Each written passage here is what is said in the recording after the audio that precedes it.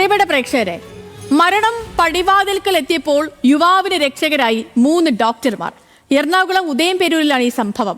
വാഹനാപകടത്തിൽ പരിക്കേറ്റ കൊല്ലം സ്വദേശി ലിനുവിന് ശ്വാസമെടുക്കാൻ കഴിയാതെ വന്നപ്പോൾ വഴിയരികിൽ ബ്ലേഡും സ്ട്രോയും ഉപയോഗിച്ച് ശസ്ത്രക്രിയ നടത്തി ജീവൻ രക്ഷിക്കുകയായിരുന്നു കോട്ടയം മെഡിക്കൽ കോളേജിലെ കാർഡിയാക് ശസ്ത്രക്രിയ വിഭാഗം assistant professor doctor B Manoop. Kadavanthra സഹകരണ ആശുപത്രിയിലെ ഡോക്ടർമാരായ Thomas Peter, Didiya K Thomas എന്നിവർ ചേർന്നാണ് ലിനുവിനെ ജീവിതത്തിലേക്ക് തിരികെ കൊണ്ടുവന്നത്. ഈ ഡോക്ടർമാർക്കൊപ്പം അനൽക്ക നമുക്കൊപ്പം ചേരുന്നുണ്ട് തത്സമയം. അനൽക്ക, നമുക്ക് ഒരു തവണ ഇത് നമ്മൾ അറിയുന്നതൊക്കെ ഒരു സിനിമയിൽ നടന്ന സംഭവമാണോ എന്നൊക്കെ തോന്നും വിധമുള്ള ഒരു യാഥാർത്ഥ്യമാണ് നടന്നത്. ഡോക്ടർമാരും ഒപ്പം ഉണ്ടെന്നറിയാം. അപ്പൊ ഞാൻ കൂടുതൽ സംസാരിക്കുന്നില്ല, വിശേഷങ്ങളിലേക്ക് പോവാം.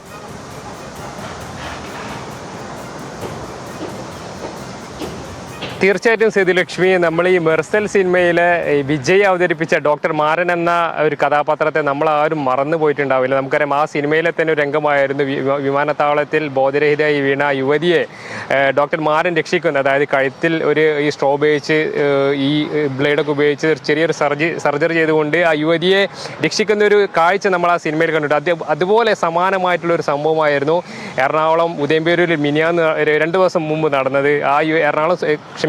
കൊല്ലം സ്വദേശി ലിനുവിന് ഇത്തരത്തിൽ അപകടമുണ്ടായി. അതിനുശേഷം ശ്വാസം എടുക്കാൻ ബുദ്ധിമുട്ടിലായ ലിനുവിന് ഇത്തരത്തിൽ വഴിയരികിൽ സ്ട്രോയും അതോടൊപ്പം തന്നെ ഈ ബ്ലേഡ് ഉപയോഗിച്ച് ചെറിയൊരു ശസ്ത്രക്രിയ നടത്തിക്കൊണ്ട് ജീവിതത്തിലേക്ക് തിരിച്ചു കൊണ്ടുവന്നിരിക്കുകയാണ് ഒരു 3 യുവ ഡോക്ടർമാർ. അതായത് 3 യുവ ഡോക്ടർമാർ 2 പേർ എൻ്റെ കൂടെയുണ്ട്. അതിലൊരാൾ കോട്ടയം മെഡിക്കൽ കോളേജിലെ ഈ കാർഡിയാക് വിഭാഗത്തിലെ അസിസ്റ്റന്റ് പ്രൊഫസർ കൂടിയായിട്ടുള്ള ബി മനൂപാണ്. അതോടൊപ്പം തന്നെ എൻ്റെ കൂടെയുള്ള 2 പേരെന്ന് പറയുന്നത് എറണാകുളം കടവന്ത്ര സഹകരണ ആശുപത്രിയിലെ ഡോക്ടർ തോമസ് പീറ്ററും അതോടൊപ്പം തന്നെ ഡോക്ടർ ദിദിയ കെ തോമസുമാണ് എന്നോടൊപ്പം ചേരുന്നത്. യഥാർത്ഥത്തിൽ എന്താണ് അന്ന് സംഭവിച്ചത്? ഡ്യൂട്ടി കഴിഞ്ഞ് ട്രാവൽ കഴിഞ്ഞ് വീട്ടിലേക്ക് പോകുന്ന വഴിയായിരുന്നു. അപ്പോഴാണ് ആ ആക്സിഡൻ്റ് ആയത് കണ്ടത്. വണ്ടി ഒതുക്കി എന്താണെന്ന് നോക്കാൻ വേണ്ടി ഇറങ്ങിയതായിരുന്നു. ആൾക്കൂട്ടം കണ്ടപ്പോഴത്തേക്കും ജസ്റ്റ് പാനിക്കായി. അപ്പോഴാണ് റോഡിൽ ഒരാൾ കിടക്കുന്നതായിട്ട് കണ്ടത്. അവരെ അറ്റൻഡ് ചെയ്യാനാണ് ആദ്യം ശ്രമിച്ചത്. അങ്ങനെ അറ്റൻഡ് ചെയ്തപ്പോഴാണ് മനസ്സിലായത് ആൾ സ്റ്റേബിളാണ്. അതായത് സ്പൈൻ ഇഞ്ചുറി സസ്പെക്ട് ചെയ്തിട്ടുണ്ട്, മുഖത്ത് അടി പറ്റിയിട്ടുണ്ട്. പക്ഷേ അത് കഴിഞ്ഞ് ആൾക്ക് സംസാരിക്കാൻ പറ്റുന്നുണ്ടായിരുന്നു. അപ്പോൾ നമ്മുടെ ഇങ്ങനെ ഒരു സിറ്റുവേഷൻ വരുമ്പോൾ നമ്മളതിനെ ട്രയാജിങ് എന്ന് പറയും, കാറ്റഗറൈസ് ചെയ്യുക. ആ കാറ്റഗറിയിൽ നോക്കിയപ്പോൾ ആള് നമുക്ക് എടുക്കാൻ പറ്റുന്ന രീതി. പക്ഷേ ആൾക്കാർ പോലീസുകാരോട് പറയുന്നുണ്ട്, എന്തുകൊണ്ടാണ് ഇത് നടുറൂട്ടിൽ ഇട്ടിരിക്കുന്നത്, ഇത്ര നേരമായിട്ട് എന്താ നിങ്ങൾ തൊടാത്ത, നിങ്ങൾ എന്തുകൊണ്ട് എടുക്കാത്തതെന്നുള്ളത്. പോലീസുകാർക്കൊരു ധാരണയുണ്ടായിരുന്നു. അവർക്ക് ചിലപ്പോൾ ഈ അവയർനെസ് പ്രോഗ്രാമിനോ അവരുടെ ട്രെയിനിങ്ങിൻ്റെ ഭാഗമായിട്ടെല്ലാം ഈ സ്പൈനൽ കോഡ് ഇഞ്ചുറിനെ പറ്റിയെല്ലാം ധാരണയുണ്ടാകും. സാധാരണക്കാർക്ക് അങ്ങനത്തെ ഒരു ട്രെയിനിങ്ങും കാര്യങ്ങളും കിട്ടാത്തതുകൊണ്ട് അത്ര അവെയർ അല്ല. അവരെ സംബന്ധിച്ച് അത് എങ്ങനെയെങ്കിലും ഒരു ജീവൻ രക്ഷിക്കാൻ വേണ്ടി എങ്ങനെയെങ്കിലും ഒരു ആക്സിഡൻറ്റ് ഉണ്ടായി കഴിയുമ്പോൾ ഒരു പേഷ്യൻറ്റിനെ എത്രയും പെട്ടെന്ന് കിട്ടുന്ന വാഹനത്തിൽ കയറ്റി നേരെ തൊട്ടടുത്തുള്ള ഹോസ്പിറ്റലിൽ എത്തിക്കാനാണ് അവർ നോക്കുന്നത്. അപ്പോൾ അവരുടെ ഭാഗത്തും നമുക്കിതൊന്ന് തെറ്റെന്ന് പറയാൻ പറ്റില്ല. ഇങ്ങനൊരു സിറ്റുവേഷനിലാണ് ഞാൻ അങ്ങോട്ട് ചെല്ലുന്നത്. അപ്പോൾ ഞാൻ ചെന്നപ്പോൾ തന്നെ അത് ഡോക്ടറാണെന്ന് അവർ മനസ്സിലാക്കി.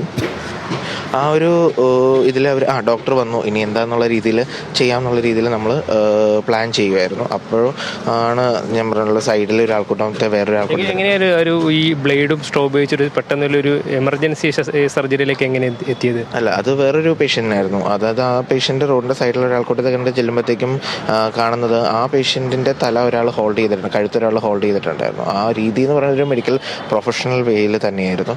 അപ്പോൾ നമ്മൾ ചോദിച്ചു, സാർ എങ്ങനെയാണ്, സാർ ആരാണെന്ന് ചോദിച്ചപ്പോഴത്തേക്കും സാർ തന്നെ നമ്മൾ ഇൻട്രൊഡ്യൂസ് ചെയ്തിരുന്നു. സാർ ഒരു കാർഡിയോതൊറാസിക് വാസ്കുലർ സർജനാണ്, അസിസ്റ്റന്റ് പ്രൊഫസറാണെന്നുള്ളത് ഇൻട്രൊഡ്യൂസ് ചെയ്തു. അപ്പോൾ പേഷ്യൻ്റെ കണ്ടീഷൻ വളരെ മോശമായിരുന്നു. പേഷ്യൻ്റെ ഗ്യാസ്പിംഗ് എന്ന് പറയുന്നത്, അതായത് റെസ്പിറേഷൻ പ്രോപ്പറായിട്ട് നടക്കാത്ത ഒരു സിറ്റുവേഷനിലായിരുന്നു. നമ്മൾ റെസ്പിറേഷൻ എന്ന് പറയുമ്പോൾ ഇൻഹലേഷൻ, അതായത് ശ്വാസം വലിച്ച് പുറത്തേക്ക് വിടുന്നൊരവസ്ഥ, ആ ഒരു സിറ്റുവേഷൻ ആയിരുന്നില്ല.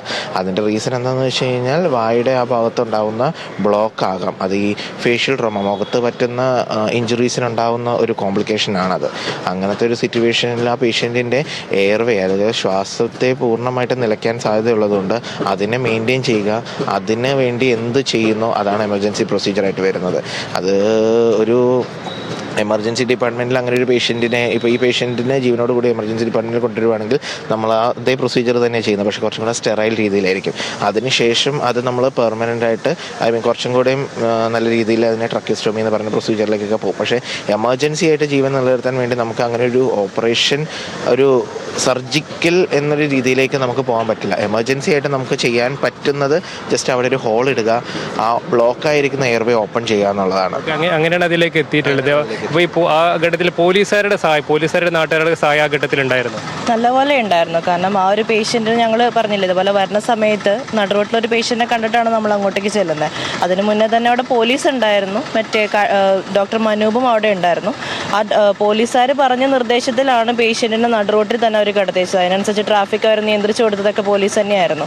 ആ പേഷ്യൻറ്റിനെ ഒരു പക്ഷേ നീക്കിയിരുന്നെങ്കിൽ നമ്മൾ വിചാരിക്കാത്ത ഒരു പാർശ്വഫലമായിരിക്കും ഉണ്ടാവുക.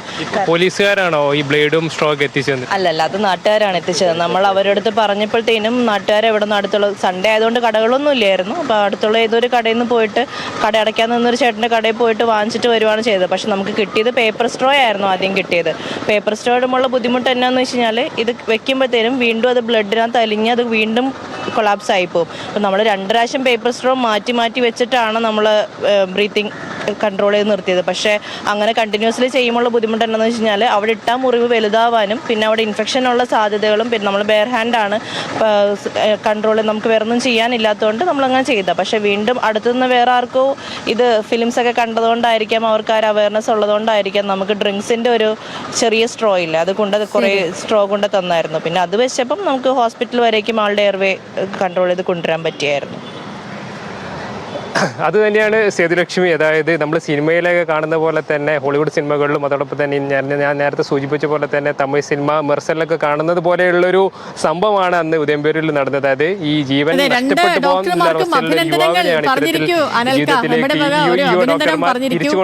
ഇനിയും ഇങ്ങനെയുള്ള നല്ല നല്ല കാര്യങ്ങളൊക്കെ ഉണ്ടാകട്ടെ അല്ലെ, നല്ല നാടിന് നല്ല കാര്യങ്ങൾ കൂടി നടക്കുന്നു എന്നുള്ളതാണ് ഈ സിനിമയെ വെല്ലുന്ന യാഥാർത്ഥ്യം എന്നൊക്കെ നമ്മൾ പറയില്ലേ, അങ്ങനത്തെ കാര്യങ്ങളാണ് ഇത്.